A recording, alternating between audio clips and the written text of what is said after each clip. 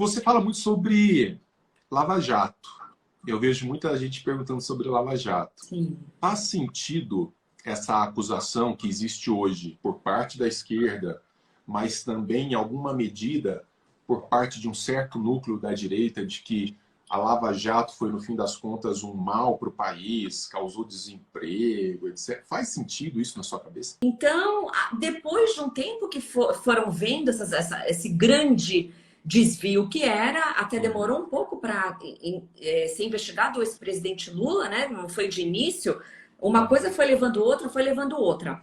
Então, foi uma operação normal, ordinária, que depois descobriu o maior escândalo de corrupção da história do Brasil, que dirá do mundo. Né? Um dos Mais maiores do mundo, de se não o maior do mundo. quase 40, mais de 40 bilhões foram desviados, né? Já foi devolvido para a Petrobras mais de 4 bi. Então, quem disse que não existiu isso, que era uma perseguição, de onde veio esse dinheiro, né? Tinha um gerente da Petrobras que tinha 300 milhões de reais numa conta na Suíça. E ele disse que era dinheiro da propina. Então, é mentira? Ele quis devolver o dinheiro lícito a troco do quê? Olá! Doutora Tamé, como estamos? Tudo bom, e você? Finalmente a gente conversando, hein? Sim, muito bom, Baita maravilha. prazer. Obrigado por ter aceitado esse convite, tá? Eu que agradeço o convite, é uma honra. Eu estava dizendo agora aqui em casa, falei, uma oportunidade muito boa para aprender com a Tamé, que sabe muito. E eu sempre quis trocar essa ideia com você, a gente falar um pouco sobre o que está acontecendo no Brasil. Eu tenho acompanhado muito seu trabalho, o trabalho brilhante que você faz. Antes de tudo, um comentário de interesse pessoal. Tamé é grego, né?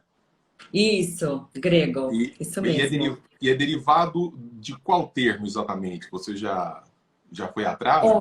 Olha, eu fui atrás, mas é difícil achar uma explicação assim, muito clara. Eu não consegui Ah, achar, mas me falaram que era uma sereia grega, mas eu não tenho a hum, prova, então é o que dizem, né? tá, tá. Não, eu me comprometo a buscar isso, porque eu fiquei muito curioso. E aí eu estava aqui, eu sou professor de grego, eu dou aula de grego na universidade e tal, então é uma coisa que me interessou muito, porque eu falei, porque tem algumas expressões que poderia levar, por exemplo, a entender que alguma coisa como relacionado ao que é frutífero, ao que é, vamos dizer, quantitativamente muito, aquilo que entrega, quer dizer, há diversas possibilidades. Mas se tiver ligado à mitologia, depois eu vou descobrir e te conto. Ai, agradeço, agradeço. Amém, obrigadão. Olha, eu queria começar batendo esse papo com você, porque assim, eu trabalho aqui nos bastidores em Brasília da vida política, então a gente vê os maiores absurdos do mundo acontecendo por aqui. E está muito no olhar das pessoas a atuação da justiça brasileira ultimamente. Você, como procuradora, tem uma visão privilegiada sobre isso. Então, para a gente começar esse papo, assim, para começar a entender, acho que o primeiro ponto seria em que pé que está, na sua leitura, essa espécie de percepção que o brasileiro médio tem de que, às vezes, há um excesso de decisões, de controle, de atuação da justiça brasileira sobre as liberdades individuais ou sobre a vida dos indivíduos. Nós, do lado de cá, que somos defensores da liberdade, então sempre ficamos muito preocupados com isso. Existe isso mesmo? Ou é simplesmente uma percepção que não condiz com a realidade? A justiça tem que andar exatamente nesse ritmo? Olha, é uma percepção que eu acredito que seja uma percepção bem concreta, porque é de fato o que está acontecendo, né? Eu sempre brinco, né, com os meus seguidores, com os meus alunos, que juiz de direito é que nem juiz de futebol.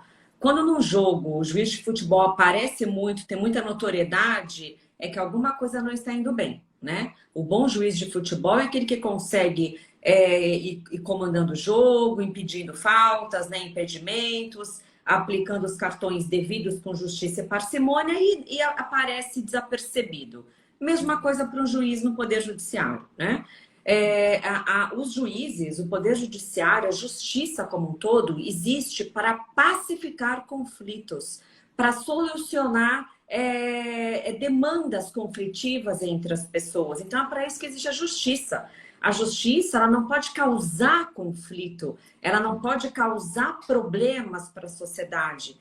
E atualmente, até na minha análise, né, não só como procuradora, mas como professora, né, de processo penal, que eu dou aula de processo penal, que é uma questão que chega muito nas nossas cursos superiores, de fato eu acho que está tendo um certo assim, exagero, uma intervenção um pouco exacerbada e que às vezes sim está resultando está tolhendo a liberdade das pessoas, seja a liberdade de ir e vir, que também está na pandemia, ou a liberdade de expressão, né? Muitas pessoas foram presas pela Suprema Corte, que no meu entendimento tinham a liberdade de se expressar, pessoas com imunidade parlamentar. Então eu vejo sim que está havendo um excesso de intervenção do judiciário em questões que não caberia a ele resolver. Né? Como é que a gente faz para se defender disso, assim? Porque nesse mecanismo, né, de freios e contrapesos que nós mais ou menos tentamos desenhar, eu não sei a sua opinião sobre a Constituição brasileira, mas a impressão que nós temos é que é uma Constituição que promete muito, sem nenhuma condições de entregar o que promete, e que não há exatamente freios e contrapesos. Na verdade, você não consegue estabelecer critérios muito saudáveis de limitação de poder sobre a sociedade.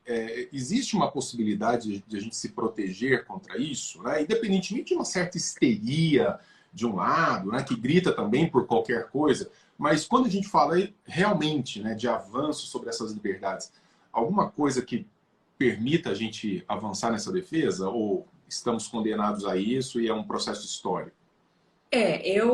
Eu acredito que seja uma fase histórica e uma fase muito difícil da nossa vida em sociedade, a nossa fase sobre a perspectiva da justiça.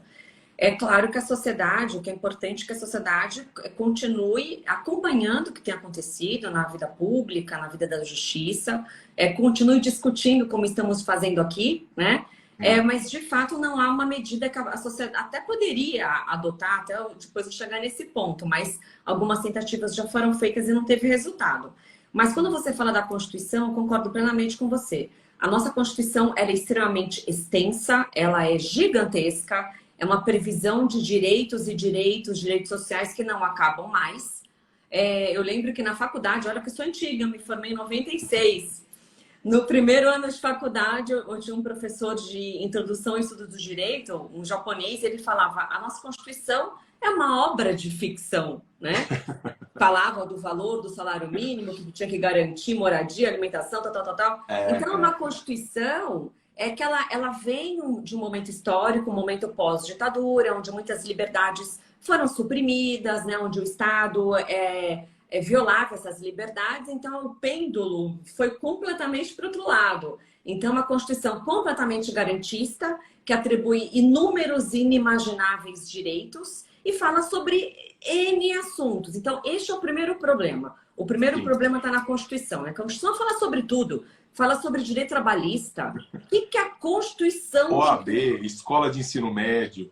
Tudo. Fala sobre direito tributário. Não tem a Constituição, a Carta Magna de um país, fala sobre imposto. Não é. Tem que ter o Código Tributário trata disso, né? Direito previdenciário, não é só direito. O que aconteceu? E com outras emendas, que eu já vou assim, chegar na Suprema Corte, com outras emendas que a Constituição sofreu, a Constituição atribuiu à nossa Suprema Corte uma competência criminal, ou seja, o Supremo pode apreciar casos criminais.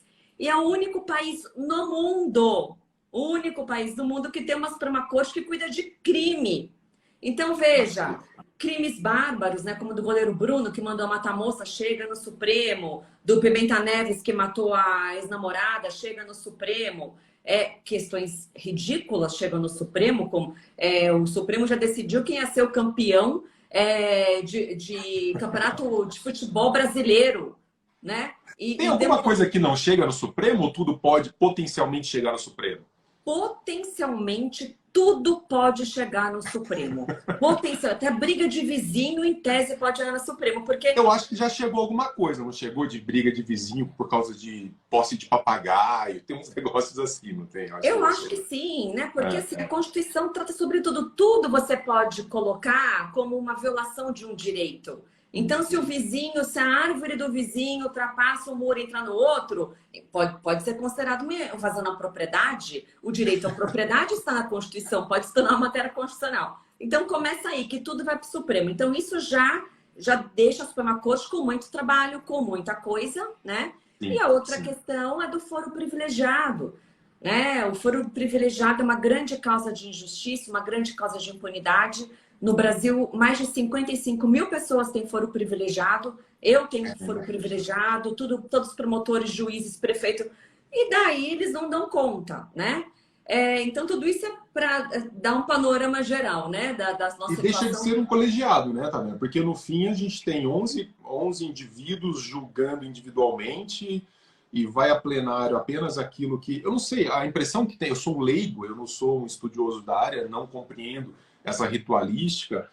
A impressão que se tem é que é tudo muito arbitrário e casuístico. Assim, algumas coisas vão para plenário, outras não vão, ficam em decisões monocráticas. Eu acho tudo isso muito estranho. Para quem vê de fora, não entende, né? Você tem um processo que roda 20 anos, outro passa na frente, que entrou tem uma semana.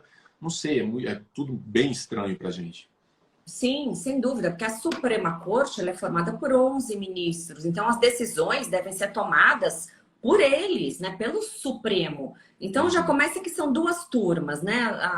E N decisões monocráticas. A grande maioria das decisões são monocráticas, porque vem de tudo isso que eu falei, né? Uma congestão de processos que eles têm, que inundam o Supremo, não dá conta de decidir todos juntos, mas aí está um erro, porque se uma decisão foi tomada monocraticamente, ela tem que ser submetida ao plenário, né? Um outro exemplo que me ocorreu agora, quando o ministro Marco Aurélio, já aposentado, soltou aquele André do Rap, um grande traficante, um dos líderes do Nossa. PCC, uma decisão monocrática, né? É, Então, infelizmente, nós temos muitas discrepâncias, muitas arestas que deveriam ser corrigidas para a nossa Suprema Corte se equiparar às demais, né? Alemã, italiana, americana, e julgar coisas estritamente constitucionais, né?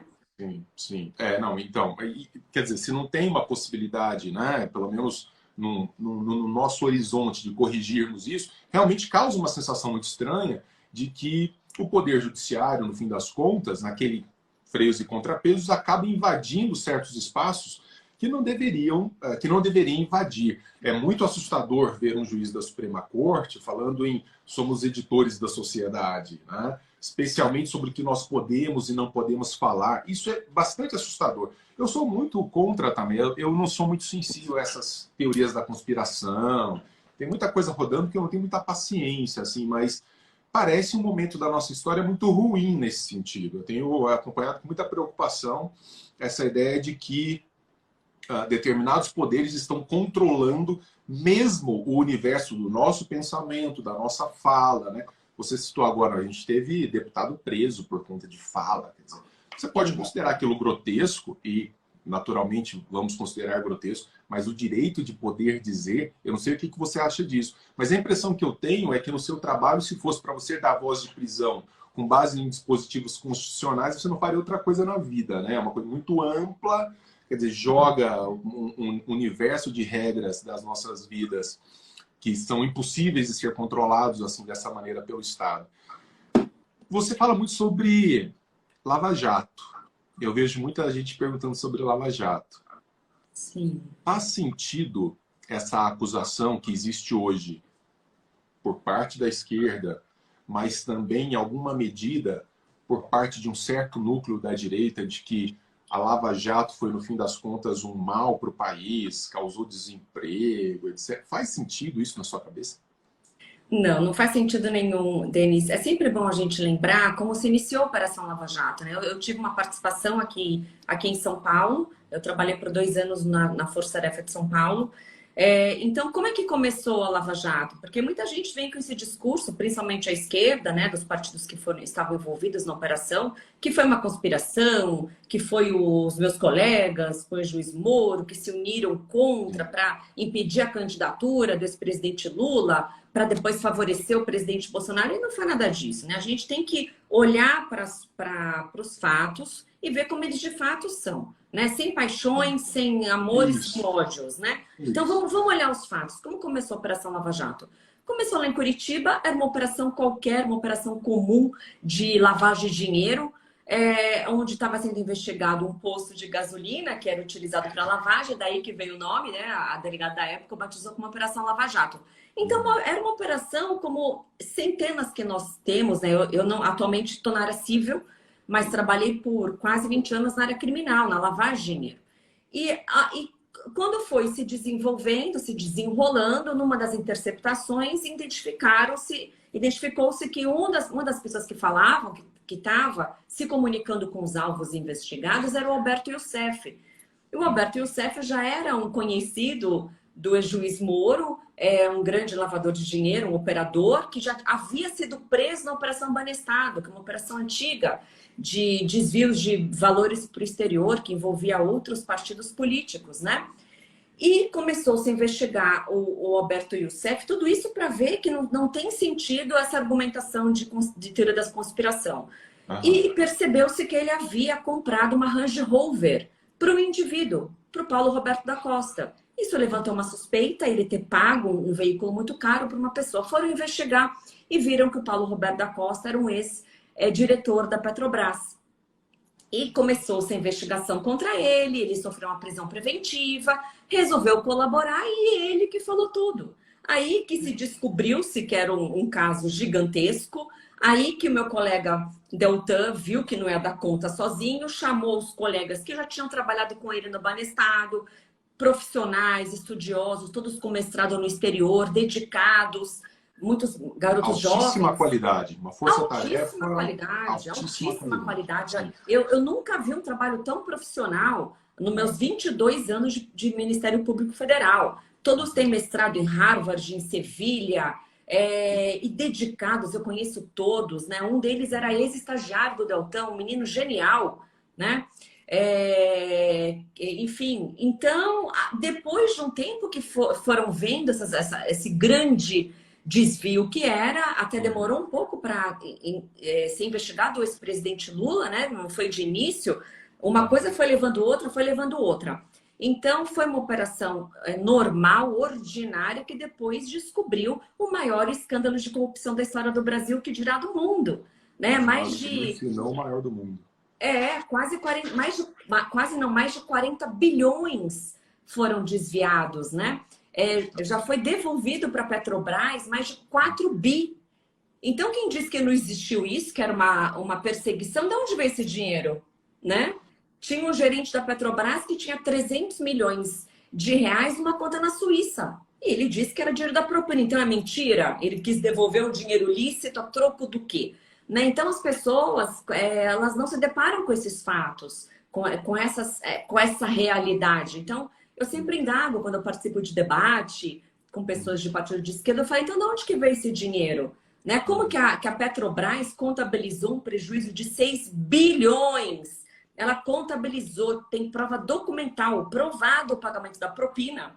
Está lá nos balancetes, 6 bi que saiu da Petrobras para pagar propina, fora outros bis que não conseguiu se provar, né? Então, eu tive uma atuação aqui em São Paulo, eu ouvi muitos colaboradores que relatavam minúcias, que relatavam como que era todo o esquema. Então, essa é a realidade. A Lava Jato resultou na eleição do presidente Bolsonaro. Não digo que tenha resultado nisso, pode ter favorecido, pode, né? Porque a população acordou, a população viu como estava sendo assaltada e resolveu buscar uma alternativa diferente, né? Sim. Alguém que se dizia de direita, conservador, né? E então são argumentos que não têm base jurídica nem base fática, né? Mas assim, o que é estranho é exatamente isso. Diante de um quadro desse, que uma vez que a gente não conhece vamos dizer, a coisa por dentro, né? Todo esse movimento interno, toda a técnica envolvida na investigação, coisa que você viu muito de perto. Então a gente depende muito dessas informações que chegam para uma população leiga. fez sentido... Primeiro, houve um desmonte mesmo dessa equipe? Essa é uma coisa que, assim, né, a gente fica lendo por jornais e não entendemos muito bem. Continua uma parte da equipe trabalhando ou houve realmente um desmonte? E fez sentido ter um desmonte a essa altura do campeonato? Quer dizer, nem sei se a gente poderia falar sobre isso, mas é uma dúvida que eu tenho.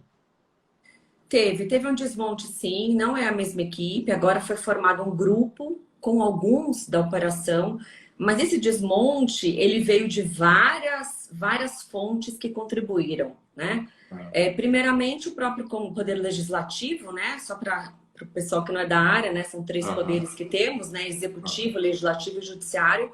Começou pelo Legislativo. O Legislativo, primeiro que não aprovou aquela chamada 10 medidas contra a corrupção, que foi um movimento que até eu atuei bastante aqui em São Paulo, que era para mudar a legislação, aumentar as penas de corrupção, tornar grandes corrupções crimes hediondos, enxugar os recursos, que tem dezenas de recursos que fazem com que os processos demorem só quando é contra criminoso grande, né, com grande poder político e econômico. Coitadinho é julgado, é preso e ninguém sabe, né? Ninguém está lá para defendê-lo, né? Então, esse pacote almejava tornar nosso sistema mais eficiente, porque ele é completamente disfuncional, né? Por exemplo, a prisão em segunda instância, né? Não é possível mais, né? O Supremo diz que só depois da quarta instância. O Brasil é o único país do mundo que tem quatro instâncias, né? Estados Unidos e França, preso na primeira instância, né? Quando a gente assiste filme americano, condenado, sai algemado. É assim que funciona. E nas demais democracias, segunda instância, Canadá, Austrália, Espanha, Portugal, né? Brasil não. Segunda instância aqui em Brasília, engavetado, viu, também. Ninguém quer mexer nisso. Ninguém. Porque os principais interessados estão votando isso. Exatamente. Exatamente. Então, o primeiro ataque foi do Poder Legislativo, que não aprovou as 10 medidas. Ao contrário, passou uma lei para punir procuradores e juízes. O senador Renan Calheiros apresentou um projeto de abuso de autoridade que ele queria punir apenas juízes e procuradores, né? Depois aumentaram esse rol. E outras leis que foram passando, contrárias ao combate à corrupção. Daí depois veio o Poder Judiciário, o Supremo, né? Derrubando a prisão em segunda instância. A equipe da qual você fez parte em São Paulo, em que pé ficou? Ou que você faz parte em São Paulo? Não, também não tem mais, já faz muito tempo. Eu saí já também, porque eu fui promovida, agora eu trabalho na segunda instância, no Tribunal de Porto Alegre. Eu estou home office na pandemia inteira, estou de home office, né? Que é tudo eletrônico, processos. Mas eu saí, eu fiquei na coordenação por um tempo e eu acabei saindo, não deu muito certo a força-tarefa aqui em São Paulo, né? Mas não é porque, vamos dizer, não tinha mais nada a ser investigado. Não. Muita coisa a ser investigada, né? Então, mas os poderosos não querem que as investigações prossigam. Um cachorrinho aí, que lindo. Alguém veio aqui falar oi. O nome dessa daqui é Luiz. Aqui em casa, eu vi que você tem... É um gato? É um gato? Cinco gatos.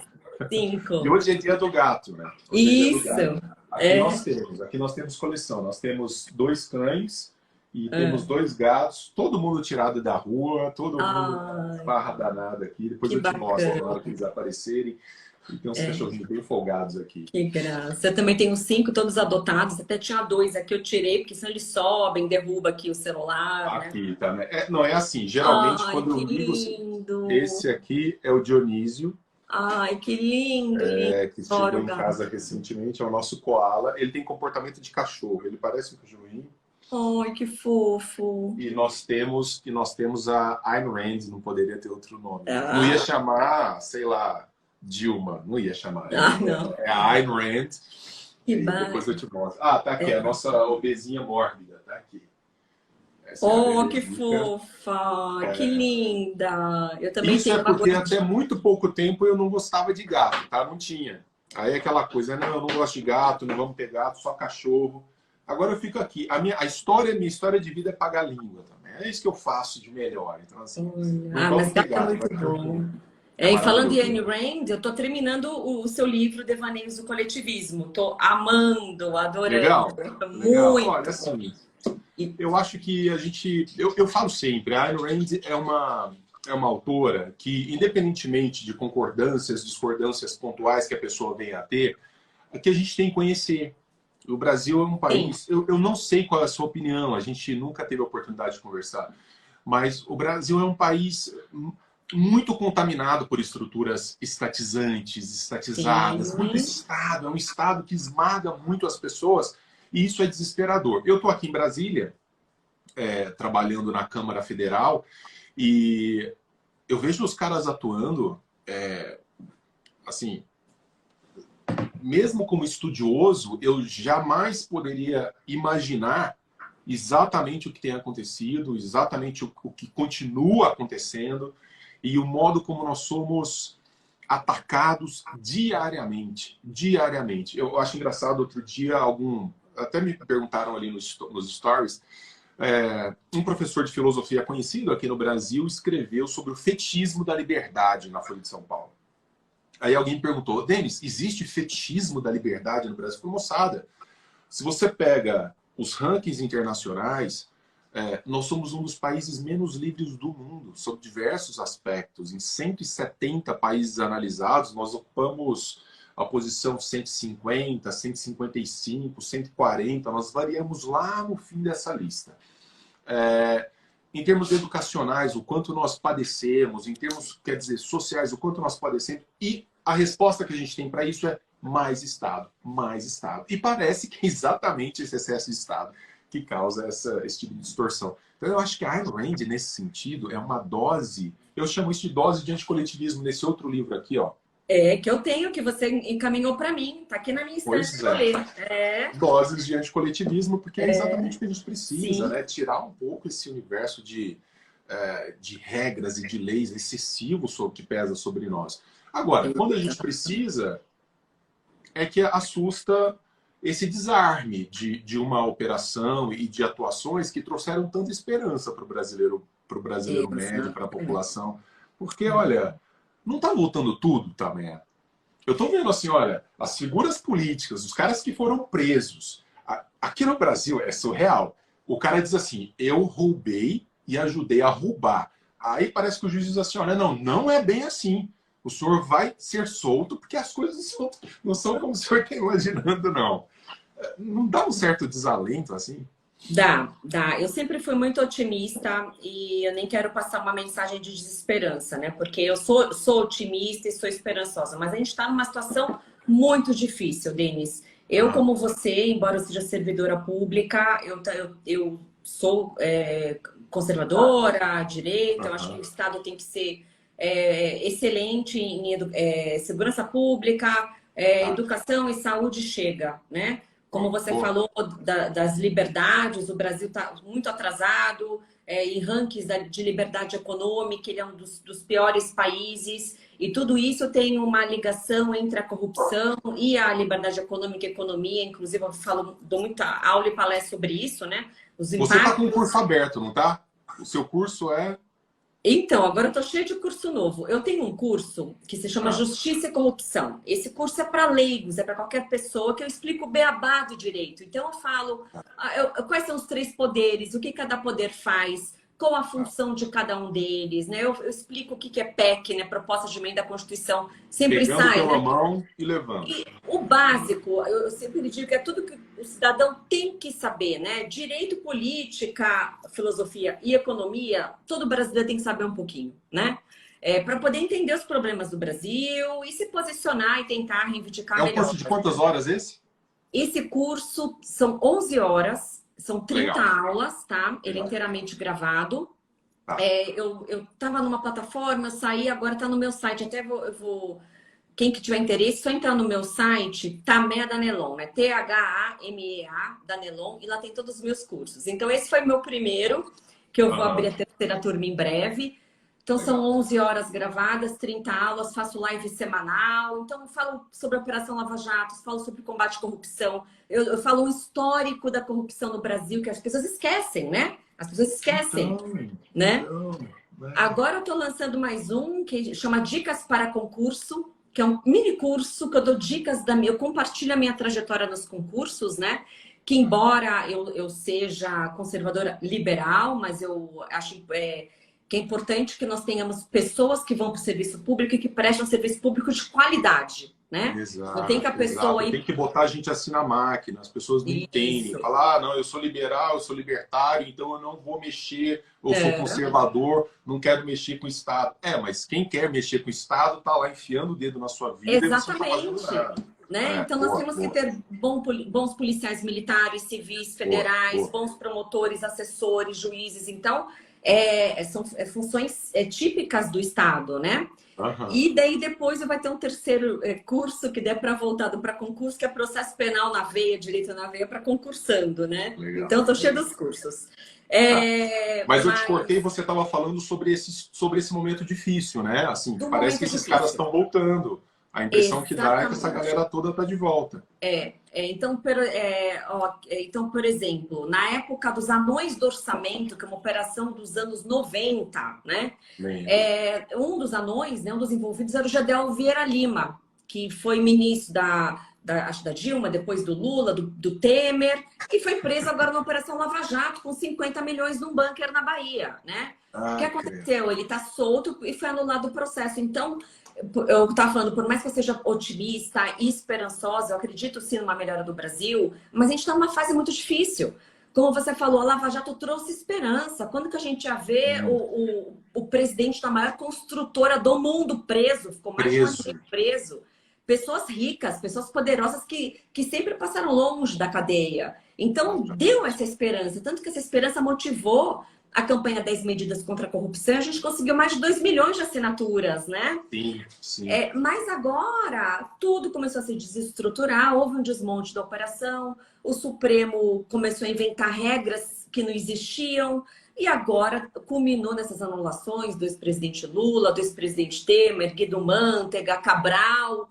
Daqui a pouco vai estar todo mundo solto e todo o dinheiro bloqueado vai ser devolvido para eles, né? Então é muito triste, né? Eu que atuei nessa operação, eu que lutei nas 10 medidas até hoje, né? Tô aqui no Instagram diariamente explicando, eu quero que as pessoas entendam. Dá uma tristeza, você fala, gente, a gente retrocedeu, né? Houve um retrocesso nesse combate. E isso faz com que as pessoas se desanimem, né? E deixem de lutar pelo Brasil, mas isso não pode acontecer. É importante que as pessoas se informem, estudem, né? Leia, quando você falou da Ayn Rand, eu era bem assim, ignorante com filosofia, sabe, Denis? Eu era muito nerd com estudar direito. Claro que na técnica do direito. Porque eu sempre dei aula, casos complexos. Claro que eu estudei filosofia do direito e sociologia no mestrado, tal, mas eu não conhecia muito os pensamentos, né? Eu nem conhecia a Ayn Rand. Quem falou a primeira vez... A Ayn Rand não existia no Brasil até recentemente. Esses grandes autores de pensamento liberal. A Lara. Sou fã, acompanho ela que falou da vela. Daí eu falei, quero ler, eu quero entender o que é essa mulher, né? E pena que eu não estou com o livro aqui, mas eu grifei muitas coisas que falam sobre isso, do Estado, né? Quando o Estado é gigante... e que interfere na liberdade das pessoas, do empreendedorismo. O Estado não gera receita, não gera riqueza, que gera riqueza em iniciativa privada. Agora o Estado impede que as pessoas trabalhem com essa lei trabalhista gigantesca, que na verdade não são direitos. Então é tudo muito complicado. Mas olha que maravilha também. Eu tenho falado muito sobre isso numa operação Cavalo de Troia. Olha que legal, nós temos uma pessoa como você, ocupando a posição que você ocupa, com o pensamento que tem. Então, assim, se a gente puder multiplicar essa presença dentro da máquina, a gente começa a pressionar mais a máquina. É claro que existe uma população que ainda é muito dependente de uma ideia de que Estado vai resolver as coisas, de que governo vai resolver as coisas, quando, na verdade, como diz alguém antes de mim, geralmente a solução que o governo tem para as coisas é muito pior do que o problema que ele está tentando resolver. E, em geral, é um problema que a própria presença... E quando eu falo governo, não é esse governo, eu falo mais de estrutura estatal como um todo. Então, trazer gente para dentro da máquina para fazer esse combate. É muito desesperador você ver esses nomes não só voltando, vamos dizer... com as anulações ou suspensões de processo na justiça, ou de retomada lá para as primeiras instâncias, etc. Mas os caras voltando para a vida política. e até com bons índices de aprovação e de Sim, possibilidade de voltar para a vida política. Isso na minha cabeça não entra, assim, eu não consigo sim, compreender esse sim. fenômeno. Não, isso é inadmissível, né? Inadmissível. Pessoas envolvidas em escândalos comprovadamente, né? É, chefes de quadrilhas, né? Condenados em primeira, em segunda, em terceira instância, não só estão completamente livres, com os processos anulados e com os valores que vão ser devolvidos, voltar para a vida pública. Então, que país que nós queremos, né? Eu falo isso tudo com muita cautela, sabe, Denis? Porque também por Claro, vezes sofro perseguições, claro. sempre querem distorcer a minha fala, que eu estou fazendo propaganda político-partidário, que eu não poderia Sim. fazer, e não estou fazendo, não estou fazendo apologia nem a A nem a B, nem Não, a gente está condenando a falando de B. fatos também, né? Falando A de gente está falando de fatos, fatos. falando E de de anos fatos. de dedicação e tudo. Até, assim, a Exatamente. gente nem combinou nada antes, a gente não falou nada, olha, esse tema sim, esse tema não. Então eu jogo aqui porque eu realmente tenho muita curiosidade pelo trabalho que você realizou, realiza, e para ver se confirma ou não algumas intuições de lei que a gente tem aqui fora. Por exemplo, do ponto de vista técnico, faz sentido dizer, eu não vou nem falar do Sérgio Moro, né, como juiz, que a Operação Lava Jato, em algum momento, ela se excedeu em algumas das suas ações, talvez nesse afã de dizer assim, vão para cima, combate ao crime, contra a corrupção e muito apoio popular. Você não vai dizer isso, mas eu vou dizer isso. Creio que sim, esse governo surfou uma onda lavajatista, né? Vamos dizer, capitalizou isso em termos políticos e depois, realmente, de maneira, para mim, incompreensível, porque não precisava, rifou a Lava Jato, mas houve algum excesso nesse sentido? Assim, você viu, olha, aqui acho que a gente poderia ter dado uma segurada. Se não quiser falar, não precisa falar. Tá? Não, não, eu vou falar de uma forma bem técnica, né? Assim, não houve, Denis. Como eu falei, todas as prisões, as operações foram técnicas. É que chamou-se muita atenção, porque as pessoas envolvidas eram muito poderosas, os valores envolvidos eram muito vultosos, né? Agora, veja, se tivesse tido algum tipo de excesso, vamos supor que a Força-Tarefa pediu uma prisão indevida e foi concedida a prisão. Essa decisão, ela poderia ser revista pelo tribunal competente, que é o tribunal que atualmente atua, que é o Tribunal Regional Federal da Quarta Decisão, da Quarta Região. Não teve nenhuma prisão, por exemplo, decretada, que o tribunal tenha entendido, não, isso aqui foi excessivo, isso aqui não tinha elementos, isso aqui está errado. Não, não houve. Além disso, muitas demandas chegaram ao STJ, que é o Superior Tribunal de Justiça, e da mesma forma não foram. Então, sob esse aspecto, é claro que eu não é porque eu trabalhei aqui em São Paulo que eu conheço todo e qualquer Sim. ato e posso atestar que todos foram perfeitos acabados. Mas Uhum. vamos ser técnicos e vamos analisar. Se tivesse ocorrido algo, o que não ocorreu, mas fora da lei, com abuso de autoridade, que todos nós servidores públicos podemos cometer, né? Somos passíveis Sim. de cometer abuso, né? Passíveis não, né? Podemos ser chamado sujeito ativo, a pessoa que pode cometer. Teria sido revisto na instância revisora, teria sido revisto no STJ, e nada disso aconteceu. Então, as prisões eram feitas, as conduções coercitivas eram feitas, 111 conduções coercitivas foram feitas, nunca ninguém questionou. Quando uma Sim. pessoa muito importante foi conduzido coercitivamente, aí não pode mais, não pode, é inconstitucional, né? E as 111 que ocorreram antes? Né? Então, era busca apreensão, era prisão preventiva, tudo de acordo com a lei. Então, veja, todos que foram presos foram legitimamente presos, porque eles tinham risco de fuga, muitos tinham passaporte com dupla cidadania, tinham dinheiro no exterior, a coisa mais simples é fugir, né? Veja o André do Rap. Né? Muitos destruíam provas, então as medidas adotadas são medidas rígidas? São. Uma prisão preventiva é rígido, é bom sair pedindo? Não, eu não fico confortável quando eu peço as prisões preventivas, mas eu tenho que aplicar a lei. Se a pessoa está cometendo crime compulsivamente, com risco de fuga, ameaçando testemunho, eu tenho que pedir a prisão. Né? E essa pessoa tem que ser presa. Qualquer juiz que decreta uma prisão, ele não fica feliz. Restringir a liberdade de ir e vir, mas é a aplicação do direito. Então, de forma alguma houve excesso, isso é uma falácia. Quem fala isso são muitos advogados criminalistas, pessoas de esquerda que não trazem um fato específico. Eu sempre falo, traga um fato pontual, um caso concreto, a gente pode debater, né? Então, são falácias que jogam vento, repetem, repetem, repetem, e as pessoas continuam repetindo sem individualizar, né? O que vai acontecer ali, Tameia, com o caso, por exemplo, do ex-presidente Lula? Não é que ele é inocente a partir de ontem, né? Não é que, de repente, caiu sobre ele as asas dos anjos, assim. Isso volta e agora é do zero, vai passar por todo o processo de julgamento de novo, como se não tivesse acontecido. É isso mesmo? Quer dizer, não tem como fazer diferente? É isso mesmo, tá? Que Você delícia, tocou hein? num ponto Que coisa maravilhosa. importante. Você tocou num ponto importante, Denis, que é bom deixar bem claro. Ele não foi inocentado. O ex-presidente Lula não foi absolvido. Ele foi condenado em primeira instância, condenado pelo Tribunal Regional Federal Terceiro e condenado pelo STJ. Quando chegou no STF, foi anulado o processo. Quando se anula, é porque supostamente tem uma falha no processo e o juiz fala, não, quebra tudo, começa de novo, sem entrar no mérito, seja condenado ou inocente. Eu falei muito sobre isso, que como eu sou professora de processo penal, Então.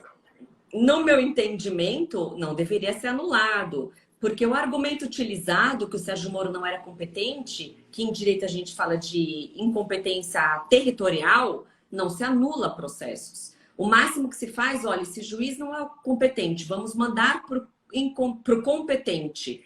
E aproveita-se o que foi produzido, aproveita-se as provas. A gente tem a teoria das provas em direito penal, a teoria das nulidades, que diz pas de nullité sans griffe, pas de nullité, sem nulidade, sem que haja dano, se não houver dano. Então, se não houve dano a ninguém, se não houve prejuízo a ninguém, não se anula. É que nem um prédio construído, tem um cano furado, você vai demolir o prédio? Não, você vai aproveitar, você vai consertar.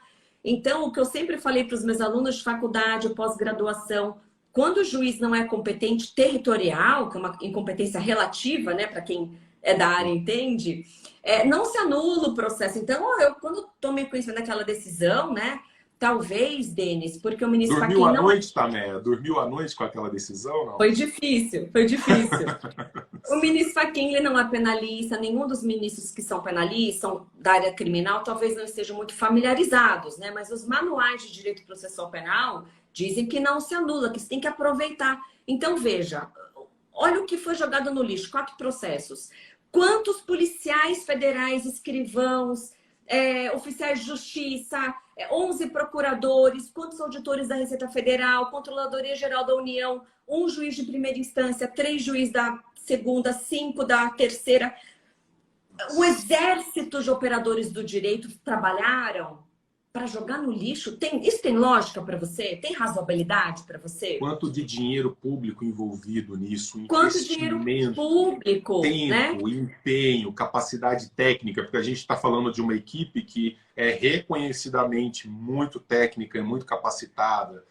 Sim, Nossa, sim. Então não é anulação de um processo que só tinha carimbo. Então, assim, eu não conheço nenhum professor de processo penal que tenha defendido essa decisão. E com essa decisão de anular tudo e começar do zero, o que aconteceu? O ex-presidente Lula tem mais de 70 anos. Quando a pessoa é idosa, o prazo que prescreve o crime, né? Prescrição é quando caduca, né? Quando não pode mais ser julgado, cai pela metade. Então já está prescrito os crimes de corrupção, de lavagem de dinheiro. Então esse processo o primeiro, do triplex, está prescrito. Então todo o dinheiro que foi bloqueado em relação a ele e outras pessoas vai ser devolvido para eles, né?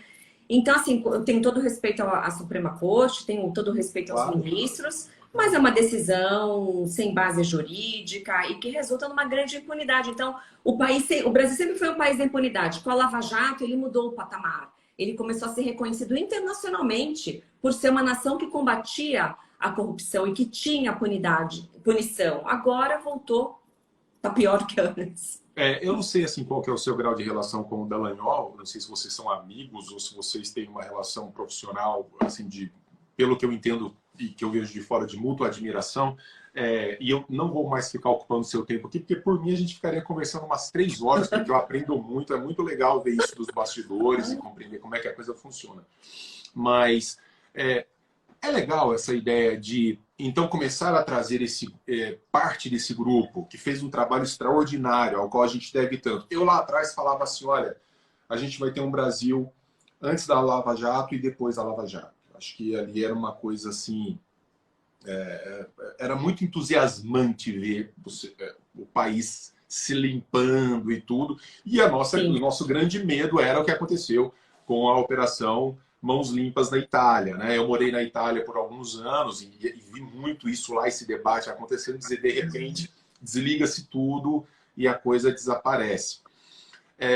Esse ingresso de alguns desses agentes, né, do processo na vida política, de repente é mesmo a saída? De repente o cara fala, olha, eu vou ter que ir para dentro da máquina mais ainda, ali onde está realmente o calcanhar de Aquiles, para ver se a gente consegue mudar alguma coisa. Porque parece fazer sentido. Quando você me diz assim, Denis, não há muito o que fazer. Não é que a gente tenha muitos instrumentos hoje para fugir de decisões eventualmente arbitrárias de um STF, dos tribunais superiores, em especial, mas não só. Então, faz sentido trazer esse pessoal e falar assim, não, então tá, beleza, vou virar deputado, vou virar senador e vou começar a levar essa causa lá para dentro. Então, eu sou amiga, Cindy Deltan, nós não temos apenas uma relação estritamente profissional, somos amigos, não amigo íntimo de frequentar casa, isso não, mas temos um coleguismo, né? Eu aprendi muito com ele, uma pessoa extremamente inteligente, inteligentíssimo, né? Sim. E o Deltan é uma pessoa cara brilhante, muito isso aí ninguém brilhante. pode negar. Brilhante. E além disso, ele é muito religioso, ele é muito cristão. Então ele quer servir. Ele quer servir os colegas que precisam tirar dúvida, ele quer servir a sociedade, ele quer servir o próximo. Isso é algo genuíno dele mesmo, é genuíno, né? Então ele estava sofrendo perseguição, né? Eu também fui hackeada, aquele ataque hacker, né? Das nossas contas do Telegram, eu também fui vítima. São coisas que cansam a gente, né? E muitos procedimentos administrativos contra ele. Então, ele estava muito cansado mesmo, né? Então, ele optou por sair. Ele achou que saindo da carreira e concorrendo ao cargo público, ele poderia oferecer mais à sociedade, né? A minha posição, assim... muita gente me pergunta, né? Se eu vou para a carreira política. Hoje saiu no Estadão até uma nota que eu ia... que eu vou largar o MP e vou ser deputada. Não sei de onde que eles tiram, né? Mas também, vamos falar sério, vamos lá. Eu sempre falo todo dia, não vou concorrer a cargo político, não quero, não vou largar carreira, não vou ser deputada, não vou ser senadora, não quero, né? Mas as pessoas criam fake news, né? Enfim, eu jamais iria, sabe, Denis? Porque eu não teria paciência para trabalhar num ambiente que é difícil, né? Eu já estive na Câmara algumas vezes, até eu sinto uma energia, é difícil. Difícil é um eufemismo bonito que você está usando. É difícil porque é claro que tem pessoas sérias, tem pessoas competentes, pessoas honestas, evidente, mas tem muitas pessoas que não estão comprometidas com a sociedade, só querem fazer acerto, querem fazer conchavo, aprovar leis para benefício próprio. Essa é a realidade. Não estou falando de ninguém específico, mas evidente que tem pessoas assim como tem pessoas excelentes, né? Eu não tenho essa paciência para lidar num ambiente como esse. Eu teria muita dificuldade, né? E não poder mandar aprender na hora, né, também? Oi? E não poder mandar aprender na hora, né? Enquanto o cara fala, né? Então, eu acho admirável ele ter ido para essa carreira, né? O Deltan recebeu propostas para trabalhar em escritórios e empresas, poderia ganhar um dinheirão se ele quisesse, porque ele é genial, inteligentíssimo, excelente palestrante, mas não, ele está imbuído essa questão genuína de servir mesmo as pessoas, né? Então eu acho bom que tenham pessoas honestas, pessoas preparadas, né, para que assumam esses postos do Congresso, porque quando a gente assiste, às vezes, uma CPI ou outra, uma votação, outra, a gente olha o nível, né? Tem cada congressista completamente despreparado, isso envergonha, sabe? Que falam absurdos, não tem concordância verbal. Não consegue falar português. Não consegue. Então, isso envergonha. né? Isso envergonha o povo brasileiro. Então, eu acho que nem a Janaína Pascoal, né? Que foi a excelente deputada estadual aqui em São Paulo, a mais votada da história, né? Uma jurista que eu também conheço, admiro, ela é honesta, ela é séria. Então, o serviço público, e principalmente o parlamento, precisa de pessoas com esse espírito público, que querem estar lá para contribuir. Não para roubar, não para ter benefício, para contribuir, né? Então, eu achei admirável, né? Fui surpreendida, fiquei sabendo pela imprensa, ele nem me avisou nada, né? E desejo boa sorte para ele, mas eu não me vejo numa posição dessa. Então, e não vou ser candidata, viu, Estadão? Não vou ser. Olha, mas de repente, você ainda é muito jovem, de repente, mas um pouquinho mais Mais pra ou frente, menos. você muda Mais de ou ideia. menos. Sou muito jovem, não. Bastante. Daqui um pouquinho mais você muda de ideia e vem para a carreira política também. Quem sabe. Tamea, obrigado, tá? Obrigado por esse papo, obrigado por ter ensinado tanto. Toda vez que eu vou me despedindo, o Thales chega aqui, ó. Esse daqui é o outro. Ó, que sempre fofo. aparece aqui, o Thales de Mileto. Então, ele sempre vem para falar um tchau. Mas te agradecer demais e que a gente possa conversar mais vezes também. Quando vier a Brasília, já sabe que a gente se encontra por aqui para tomar um belo café. Isso, eu tô vendo aqui a Terezinha falando, lembrou do Bitcoin, né? Você ouviu isso? Bitcoin e criptomoedas, né? As criptomoedas. Olha, assim, na verdade, é porque o brasileiro, eu também não faria isso. Assim, eu, por dever de ofício, acabo assistindo às sessões, acompanho muito de perto. Tá, é de chorar. É vergonhoso, né? Você está como assessor na Câmara, é isso? Eu estou como assessor. Eu sou professor da Universidade Federal de Uberlândia e comecei a atuar de maneira mais intensa na exposição das ideias relativas à liberdade. Então, até recentemente, eu não sei se você tem o box. Você pega o box para a gente ver? Ah, tá aqui. Deixa eu pegar aqui. Eu publiquei esse box aqui pela LVM Editora, que tem Hayek, Rand, Hobbes, Sowell, né? Aí tem esse livro que você está lendo sobre a Ayn Rand. Eu tenho do Sowell. Do Sowell eu tenho, mas eu não li ainda. Eu vou te mandar o box, E assim, eu sou um estudioso de filosofia antiga que começou a tratar desses temas modernos, não de temas, mas de alguns autores modernos e contemporâneos. Os temas permanecem, porque esse debate sobre a liberdade é um tema que está desde o mundo antigo, desde o surgimento da cidade, o surgimento da polis na Grécia.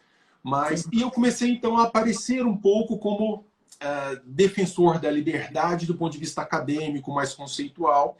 E o Partido Novo, aqui em Brasília, né, nós temos uma bancada federal com 8 deputados, tem um cargo na liderança que prevê uma espécie de depuração ideológica do posicionamento dos deputados, exatamente para que não descambe para algum tipo de postura antiliberal, mesmo que por acidente.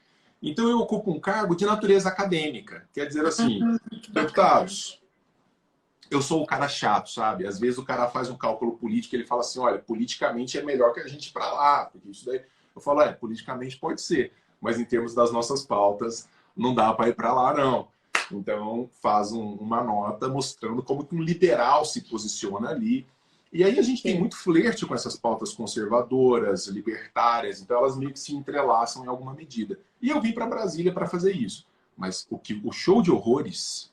O show de horrores é um negócio... Lamentável, lamentável. Primeira semana que eu comecei a ver aquilo ali, eu falei, será que eu vou aguentar? Mas aí você entende que tem que ir para dentro da máquina. Precisa. A política precisa de pessoas boas, bem intencionadas, com conhecimento, com vontade de melhorar. Lógico que precisa, né? Eu não nasci para isso, mas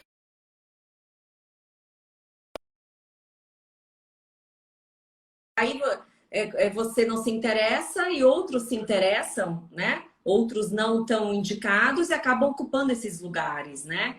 Enfim, né? Então, bacana, bom trabalho para você aí, né? Para você também, Tamea, muito sucesso. Tenho um admirador aqui do seu trabalho. Parabéns por tudo. Continue nos ajudando aí no cargo que você ocupa, no espaço público que você ocupa, que é muito importante. Um beijão, bom trabalho e a gente vai se falando por aqui também.